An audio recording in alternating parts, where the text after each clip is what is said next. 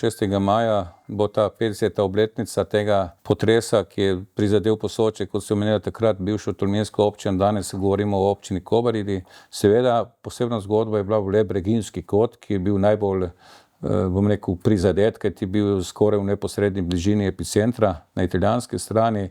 In seveda, te čas je bilo kar potrebno in pomembno se odzvati in vse te ljudi, nekako dati v neke druge bivalne prostore. Seveda najbrž na začetku so bili šotori, prikolice, se pravi, je bilo kar intenzivno delo na tem območju z nadomestnimi hišami, danes rečemo montažne hiše, ki so bile tisti čas, ne.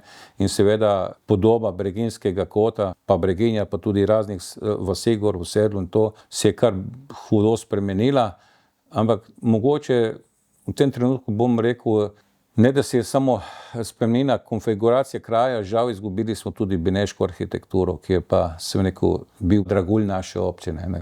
Ja, stara vas Breginj je izgledala na ta način, kakor smo tle v tem dvorišču. Jaz se spomnim, mi smo sedeli v kinu, pač ob 9. zvečer je začelo tresti pod nami, pa smo rekli, ja, kdo se pa tle zdaj malo z nami heca, ne? In dejansko potem za par minut je prišel ta pravi sunk in doživeli smo ga kot blisk.